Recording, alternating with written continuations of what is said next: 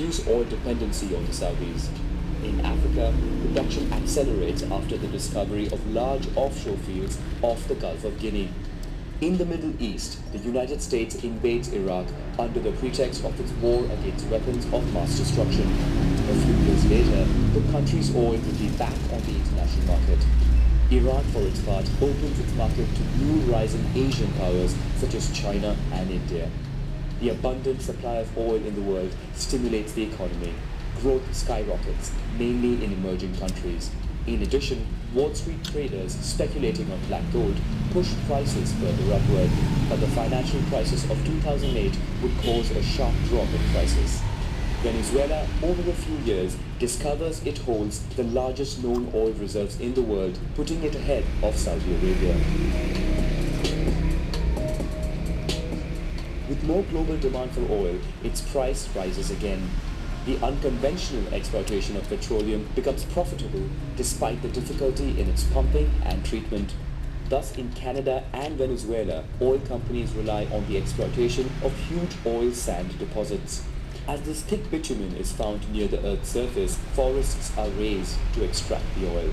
It is then transformed with more expensive, highly polluting techniques. While offshore now provides 30% of global production, oil companies try exploiting deeper deposits.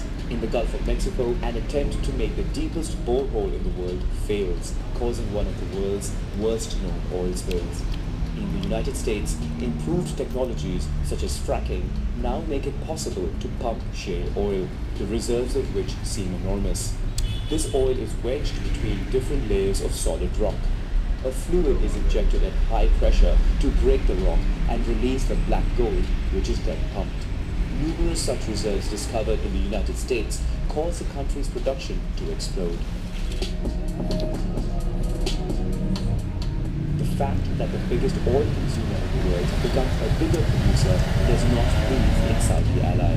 Saudi Arabia then wants to make the production of unconventional oil unprofitable by dropping prices. To achieve this, Saudi Arabia persuades OPEC to flood the oil market. The price of the barrel drops, making oil production barely or sometimes not at all profitable.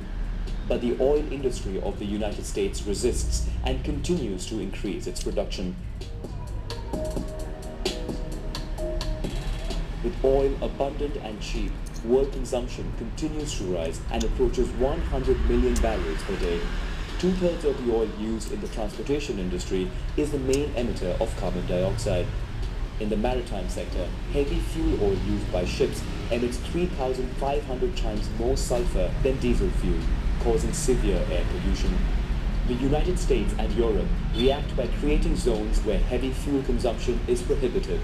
Since the beginning of the modern era of oil, many oil spills cause major environmental damage, with the Niger Delta probably being the most affected region, with 60 years of oil spills largely ignored.